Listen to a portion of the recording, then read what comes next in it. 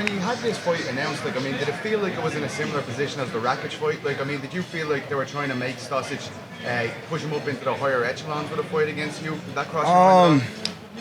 Maybe a little bit. I've kind of accepted that role as a guy that can help people jump ranks like Rakic did, and now he's got a big fight tonight. So, because I have some skill and potential, and I think the UFC knows it. So, me just getting a win tonight, proving that I can beat anybody, that's the most important to me.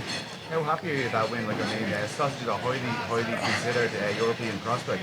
Yeah, everybody said he was going to rip my head off, especially his Serbian people. They were sending me some nasty stuff, and but it never got in my head. I knew, this is his second fight in the UFC. I knew I had that on him, experience on him, and you got to bring it. I don't care who you are, where you're from. You got to bring it in the UFC. So, but he did bring it, and it was a tough fight. It was a battle. I wish the fight would have went a little bit smoother on my end. I was hoping for a finish, but he was a tough guy, and he just didn't want to go out. You dropped him during the first round, but he was right back up again. Yep. It seemed like no matter what you kept doing towards him, he just kind of kept going forward. What goes through your mind in a fight like that where the guy just won't go down, just keeps on coming? And you got to do the same thing, and that's kind of what was going through my head. I'm like, oh, this sucks right now, but we got to get that win. And it kind of turned out to be a battle of control.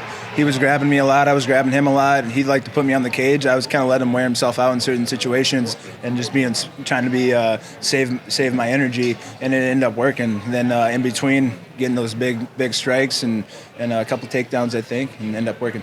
When you did drop him, he was holding on to your hands. It almost looked like he had his fingers. Oh, he definitely. I'm pretty sure he had that sewed up pretty good. And I'm surprised the ref didn't stop it. But I was still trying to work, and I didn't want him to stop it because I had him in really good position.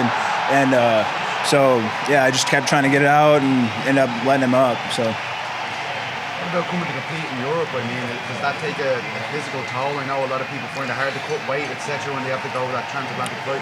I'm getting used to it. I've been to Poland. In just like the long trips, Poland out of the U.S., Poland, Canada, Russia, and now here in Sweden. I didn't get to fight in Russia, but I still had to go through.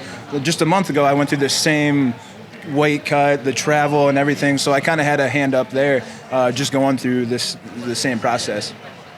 But in coming into round 3, did you have any conversations about the pointing in those first 2 rounds? What was the points? Yeah. I wasn't sure who won the rounds. It was such a close fight. They ended up giving them to me, so I'm happy about that. It must have been the takedowns and the damage and the power punches. I believe I did more damage to him. I know I cut him maybe in the 3rd round with the elbow or something like that, and I knew that looked good. And then my control. He had me on the cage maybe a little more, but he didn't do anything when he had me on the cage. When will you be ready to step in the octagon again?